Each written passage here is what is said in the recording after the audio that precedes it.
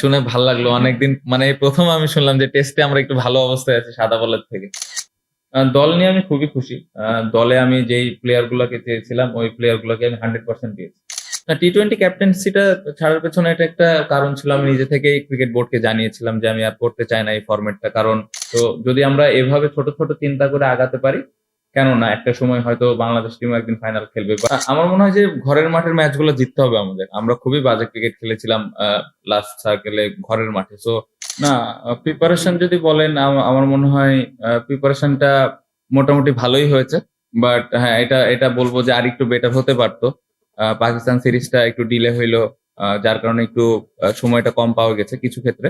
But excuse হিসেবে এটা দিতে চাই না। বাট যতটুকু হয়েছে আলহামদুলিল্লাহ ভালো প্রিপারেশন হয়েছে। শ্রীলঙ্কায় টেস্টে আমরা এর আগে জিতেছি। সো আশা করব যে এবারও ভালো কিছু হবে আমার মনে হয় যে এরকম টাইপের বোলার তো আমাদের দেশে নাই। সো প্রিপারেশন যদি আমি ওইভাবে নিতে চাই, সম্ভব না। কারণ আমাদের দেশে নাই। সো আমাদের যেই রিসোর্স গুলো আছে প্র্যাকটিসে, যে বোলার গুলো আছে ওদেরকে ফেস করে আসলে প্রিপারেশনটা নিতে হয়। আর আম অন্যান্য প্রিপারেশন আমি বলব যে অনেকদিন ধরে অনেক প্লেয়ার খেলতেছে, এক্সপেরিয়েন্স দল। সো ওই বোলার গুলাকে কিভাবে হ্যান্ডেল করা লাগবে, এই প্রিপারেশন গুলো মেন্টালি যেভাবে নেওয়া যায়, ওদের ভিডিও দেখে হইতে পারে। সো এটা আসলে খুব স্পেসিফিক ভাবে প্রিপারেশন নেওয়াটা ডিফিকাল্ট। বাট আমার মনে হয় যে যতটুকু সম্ভব মেন্টালি বা ভিডিও দেখে যতটুকু নেওয়া যায়। আপনি যদি ঐরকম স্ট্যান্ডার্ড চিন্তা করেন তাহলে এখনো ঐরকম স্ট্যান্ডার্ড এর মতো না। অবশ্যই তারা যারা আছেন অবশ্যই আস্তে, আস্তে হয়তো ডেভেলপ করছে। এইগুলা যদি আস্তে, আস্তে নেটে আমাদের আসে অবশ্যই আমাদের ব্যাটসম্যানদের জন্য ভালো। বাট আমার মনে হয় যে এই জায়গাটাতে আরো ভালো মানের যদি বল আমরা ফেস করতে পারি তাহলে হয়তো কিছুটা ওদের সাথে ম্যাচ করা যায়। এটা তো অনেক, অনেক বড় স্বপ্ন। আ এত দূরে যদি আমি এখনো চিন্তা করি তাহলে আসলে বোকামি হবে আমার কাছে মনে হয়। ছোট, ছোট ভাবে যদি আমরা আগাইতে পারি তাহলে খুব ভালো। কারণ আপনি যদি দেখেন আমরা যখন শুরু করেছিলাম, এর আগের সার্কেলে আমরা ১ টা ম্যাচ জিতেছিলাম। গত সার্কেলে আমরা ৪ টা ম্যাচ জিতেছি। সো আমাদের একটু ইমপ্রুভ হয়েছে। সো টার্গেট থাকবে যে এই সার্কেলে কিভাবে আরো ২ টা ৩ টা ম্যাচ বেশি জিততে পারি। সো যদি আমরা এভাবে ছোট, ছোট চিন্তা করে আগাতে পারি, কেন না? একটা সময় হয়তো বাংলাদেশ টিমও একদিন ফাইনাল খেলবে। বাট খুব ইম্পোর্টেন্ট যে আমরা এই বছর, এই নেক্সট ২ বছরের মধ্যে গত বছরের থেকে কিভাবে বেটার রেজাল্ট করব। আমার মনে হয় যে ঘরের মাঠের ম্যাচগুলো জিততে হবে আমাদের। আমরা খুবই বাজে ক্রিকেট খেলেছিলাম লাস্ট সার্কেলে ঘরের মাঠে। সো ঘরের মাঠে যদি আমরা জিতে থাকতাম তাহলে কিন্তু আমরা হয়তো আরো ২ টা ম্যাচ বা ৩ টা ম্যাচ বেশি জেতা থাকতো। সো চিন্তা তো এটাই যে ঘরের মাঠে টেস্টগুলো আমরা কিভাবে জিততে পারি। ঘরের মাঠে যখন টেস্ট হবে তখন আসলে ওইভাবে আরেকটু প্ল্যান, আ স্পেসিফিক প্ল্যান করে খেলবো ইনশাআল্লাহ। বাইরে ভালো হয়েছে। এই কনফিডেন্সটা আমাদের কাজে দিবে। ইনশাআল্লাহ যদি এবছর আমরা বাইরের মাটিতেও রেজাল্ট করতে পারি, তাহলে দেখা যাবে যে আমাদের এই বছরের যে টেস্ট চ্যাম্পিয়নশিপের সার্কেল, এই সার্কেলে আরেকটু বেটার রেজাল্ট হবে ইনশাআল্লাহ।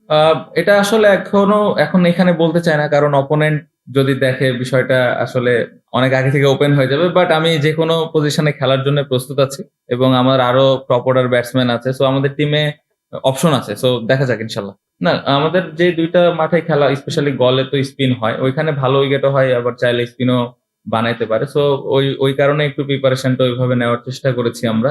জানি না ওরা কি উইকেট দিবে। বাট এর আগে টেস্ট ম্যাচ যখন ওরা অস্ট্রেলিয়ার সাথে খেলেছে মোটামুটি ছোট, ছোট স্পিন তো হয়েছে। সো ওই কারণে আরকি ওইভাবে প্রিপারেশন নেওয়ার চেষ্টা করেছি।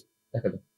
আ এই জায়গাটাতে আসলে প্রত্যেকটা ক্যাপ্টেন যদি লম্বা সময় পায়, তাহলে খুবই ভালো। যেটা আমি এর আগেও পেলাম ১ টা বছর, ১ বছরের বেশি করলাম, ১.৫ বছর আবার ১ বছরের জন্য দেওয়া হয়েছে।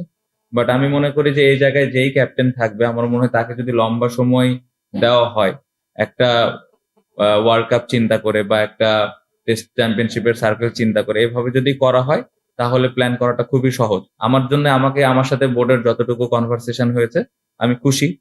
যেভাবে আমাকে তারা সময়টা দিয়েছেন এবং পরবর্তীতে তাদের কি প্ল্যান আছে। সো এই অনুযায়ী যেই প্ল্যানটা আমার সাথে ক্রিকেট বোর্ডের হয়েছে এখনো পর্যন্ত, সেটা নিয়ে আমি খুশি এবং আমার জন্য প্ল্যান করাটা আমি মনে করি যে সহজ হবে ইনশাআল্লাহ। না, টি-20 ক্যাপ্টেন্সিটা ছাড়ার পেছনে এটা একটা কারণ ছিল। আমি নিজে থেকেই ক্রিকেট বোর্ডকে জানিয়েছিলাম যে আমি আর করতে চাই না এই ফরম্যাটটা। কারণ আমার নিজের একটু ব্যাটিংটাতে সময় দিতে চাচ্ছিলাম। কারণ আমাদের এত খেলা হচ্ছে এখন টেস্ট, ওয়ানডে, টি-20। সো নিজেকে সময় দেওয়াটা একটু ডিফিকাল্ট হচ্ছিল নিজের ব্যাটিং। সো ঐজন্য টি-20 টা আমি বোর্ডকে রিকোয়েস্ট করেছিলাম যে আমি ওই জায়গাটাতে ব্যাটিংটাতে আরেকটু ফোকাস করতে চাই। যাতে করে আমি ওইখানে ব্যাটিংটাতে একটু বেশি কন্ট্রিবিউট করতে পারি দলকে। এবং যেটা আমার মনে হয় যে সামনে যদি অপরচুনিটি আসে তাহলে আমি হয়তো আরো ভালোভাবে কন্ট্রিবিউট করতে পারব। এখনো জানাইনি, জানাবে ইনশাআল্লাহ। সবাই তো কাজ করছে সারা বছরই, যখন যে ফ্রি টাইম থাকে সবসময় কিন্তু স্কিল নিয়ে কেউ না কেউ কাজ করে। এখানে আপনি যদি দেখেন আসলে স্কিল নিয়ে কাজ কতটুকু হচ্ছে এটা তখনই বোঝা যায় যখন আমরা আস্তে আস্তে রেজাল্ট হওয়া শুরু হবে। এই মুহূর্তে যদি বলেন খুব বেশি একটা ভালো রেজাল্ট হচ্ছে না, সো হয়তো আরো কোনো জায়গায় আমাদের একটু কাজ করা লাগবে। বাট হ্যাঁ, সবাই স্কিল নিয়ে ভালো কাজ করছে এবং যার যে জায়গায় ল্যাকিংস আছে এই জায়গাগুলো কিভাবে ইমপ্রুভ করা যায় এগুলো নিয়ে কাজ করছে। বাট দিন শেষে আসলে রেজাল্টটা খুব ইম্পর্টেন্ট। যদি আমরা ভালো খেলতে পারি তাহলে আসলে সবার জন্য ভালো। না, ডেফিনিটলি আমার তো ওই বিশ্বাস অবশ্যই আছে। আমার টিমে যারা আছে সবাই ওই বিশ্বাস করে যে কারণ গত বছর আমরা ৪ টা ম্যাচ জেতাতে আমাদের একটা বাড়তি কনফিডেন্স তো আছে। বিশেষ করে বাইরের মাঠে আমরা জিততে পেরেছি। শ্রীলঙ্কা অনেক স্ট্রং দল আমরা সবাই জানি। বাট আমার মনে হয় যে আমরা যদি আমরা আমাদের ক্যাপাবিলিটি অনুযায়ী খেলতে পারি তাহলে এই টেস্ট সার্কেলটাও ভালোই শুরু হবে। আমি এটা বিশ্বাস করি। অবশ্যই আমার মনে হয় আমি একটু আগে যেটা বললাম যে এরকমভাবে ওয়ার্ল্ড কাপ যদি চিন্তা করা হয় তাহলে খুবই ভালো এবং আমার সাথে বোর্ডের যতটুকু এখনো পর্যন্ত কনভারসেশন হয়েছে তাদেরও চিন্তাভাবনা এরকমই। যাকেই দিবেন। সো অবশ্যই একটা ক্যাপ্টেনের জন্যে যদি লম্বা সময় পায় তাহলে ও আসলে ওইভাবে প্ল্যানটা করতে পারে কাকে কোন সময় খেলাবে, কোন কন্ডিশনে কোন প্লেয়ার খেলবে। আমরা অনেক সময় ব্যাটিং পজিশন নিয়ে অনেক কথাবার্তা বলি। সো এই জিনিসগুলা ওই ক্যাপ্টেনের পক্ষে ঠিক করে ফেলাটা সহজ হয়। সো আমি আশা করব যে এভাবেই ক্রিকেট বোর্ড দিবেন এবং অলরেডি তো টেস্টে একটা সুন্দর স্টার্ট হয়েছে। আমি আশা করব যে ওয়ান ডে তেও এরকমই কিছু একটা প্ল্যান করবে।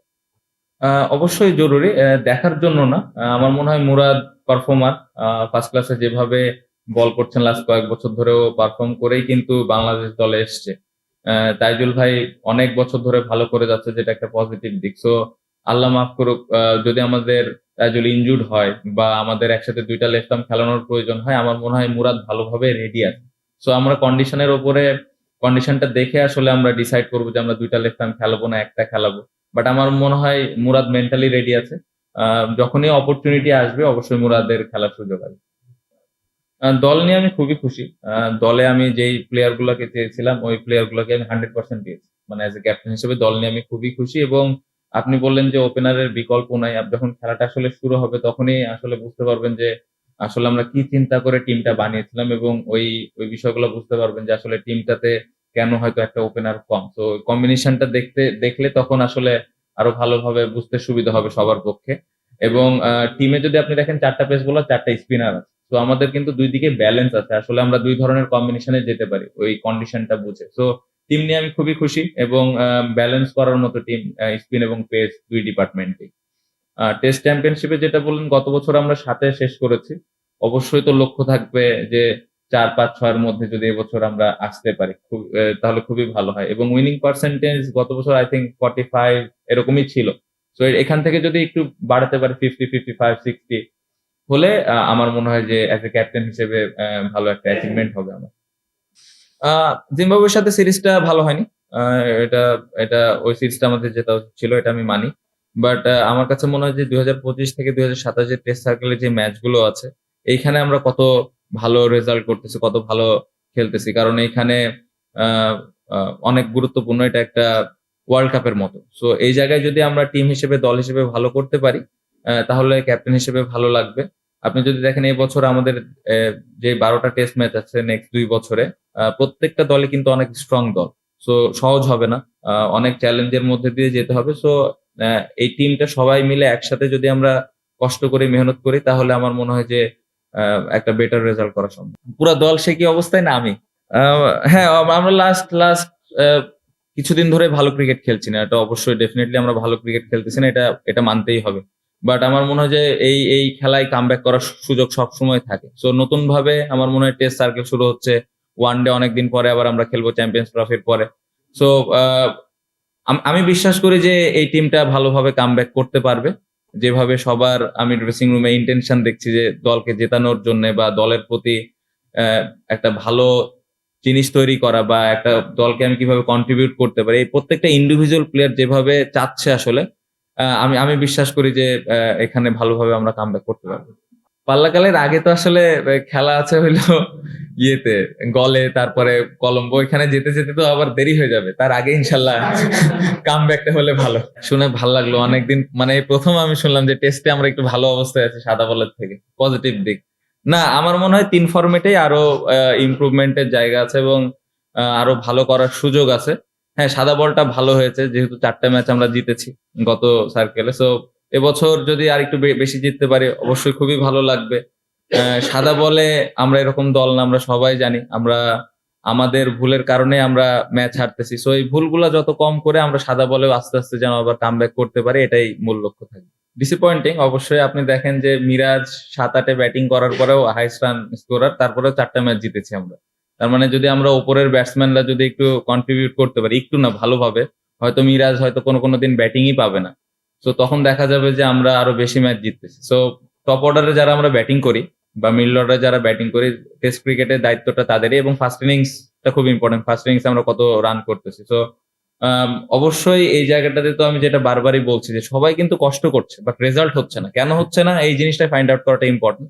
বাট চেষ্টার কমতি আসলে কারো নাই। সবাই চেষ্টা করতেছে। সো আবার সেম কথাই বলবো যে ব্যাটসম্যানরা চেষ্টা করছে, প্র্যাকটিস করছে ওইভাবে যে কিভাবে কামব্যাক করা যায় এবং আমি বিশ্বাস করি যে এই টপ অর্ডাররা যদি রান করে তাহলে বাংলাদেশ টিম আরো বেশি ম্যাচ জিতবে।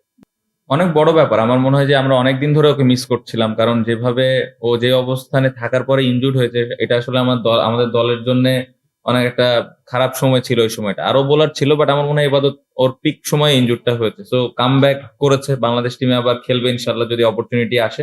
এটা দলের জন্য একটা বাড়তি স্ট্রেংথ হিসেবে কাজ করবে এবং আমি আশা করব যে ওখানেও ভালো পারফর্ম করবে যদি সুযোগ আসে। প্র্যাকটিস ম্যাচে দারুণ বোলিং করেছে, ফিট আছে। আশা করব যে ও ফিট থাকবে এবং দলের হয়ে ভালোভাবে কন্ট্রিবিউট করবে। না, স্কিল নিয়ে কাজ করতে সমস্যা অনেক বেশি হচ্ছে সেটা বলব না। কারণ পুরা পৃথিবী এখন এভাবেই চলছে। সবাই কিন্তু সব প্লেয়াররা এভাবেই অ্যাডজাস্ট করছে। আমার মনে হয় যদি আমরা আরেকটু ভালো উইকেটে ব্যাটিং করতে পারি, আরেকটু প্র্যাকটিস করতে পারি, আমরা ডোমেস্টিক যখন খেলি, তখন যদি ওই জায়গাগুলোতে আরেকটু বেটার উইকেটে প্র্যাকটিস করি বা ম্যাচ খেলি বা নেট প্র্যাকটিস গুলা করি, তাহলে আমার মনে হয় যে এর ভেতর দিয়েও স্কিলটা ইমপ্রুভ করা সম্ভব। কারণ স্কিলের জন্য আপনি আলাদাভাবে সময় এখন পাবেন না, যারা ৩ ফরম্যাট খেলে। আর যারা ১ ফরম্যাট খেলে, ২ ফরম্যাট খেলে তাদের জন্য হয়তো একটা সময় থাকে। সো আমি বলব যে আমি আশা করব যে উইকেট গুলা যত তাড়াতাড়ি সম্ভব আমাদের আরেকটু আ বেটার করলে আমাদের প্লেয়ারদের জন্য আরকি